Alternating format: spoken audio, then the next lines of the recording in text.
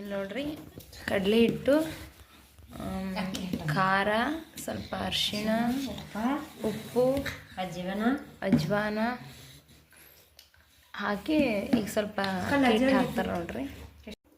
ಸ್ವಲ್ಪ ಅಕ್ಕಿ ಹಿಟ್ಟು ನೋಡ್ರಿ, ಅಕ್ಕಿ ಹಿಟ್ಟು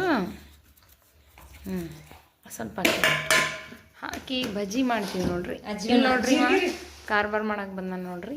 ಸ್ವಲ್ಪ ಸಾಸಿವೆ ಜೀರಿಗೆ ಅದು ಕೆಂಪು ಆಯ್ತು. ಜೀರಿಗೆ ಸ್ವಲ್ಪ ಹಾಕ್ಯಾರ ನೋಡ್ರಿ. ಅಜ್ವಾನ ಹಾಕ್ತಾರೆ ಈಗ. ಅಜ್ವಾನ ಇಷ್ಟ ಕಲ್ಸ್ಲತ್ತಿ ನೋಡ್ರಿ ಹಿಟ್ಟೆಲ್ಲ. ಅಡುಗೆ ಸೋಡಾ ಸ್ವಲ್ಪ ಹಾಕ್ಬೇಕು ನೋಡ್ರಿ. ಸ್ವಲ್ಪ ಸ್ವಲ್ಪ ನೀರು ಹಾಕಿ ಈ ಹಿಟ್ಟು ಕಲಿಸ್ಬೇಕು ನೋಡ್ರಿ. ಚೆನ್ನಾಗಿ ಕೈ ಆಡಿಸ್ಬೇಕು.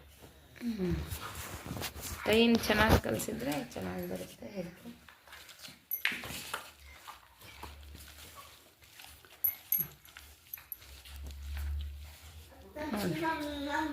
ಈ ಥರ ಸ್ವಲ್ಪ ಸ್ವಲ್ಪ ನೀರು ಹಾಕಿ ಕಲಿಸ್ಬೇಕು. ಬಜ್ಜಿ ಹಾಕಾಕ್ರಿ ಇದು.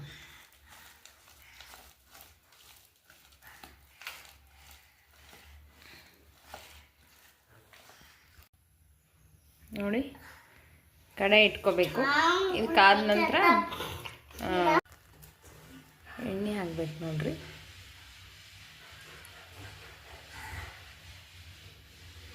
ಇಷ್ಟು ಎಣ್ಣೆ ಹಾಕೊಳ್ಳೋಣ ಫಸ್ಟ್.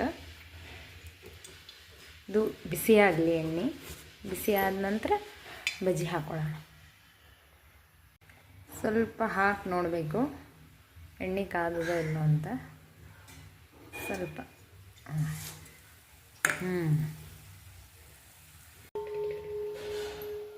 ಸ್ವಲ್ಪ ಹಿಟ್ಟು ಅಳಸಾಗ್ಯದ.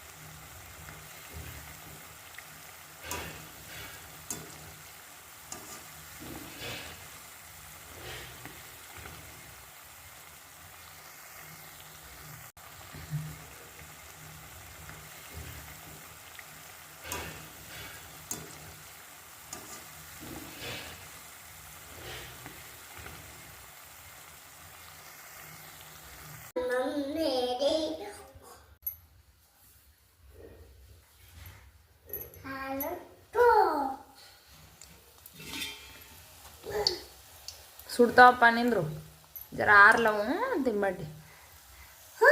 ಹೆಂಗವ ಚೂಕ ಸೂಪರ್. ಚಂದವ ನೋಡ್ರಿ ತಿಂತ ಇದ್ದಾನವ.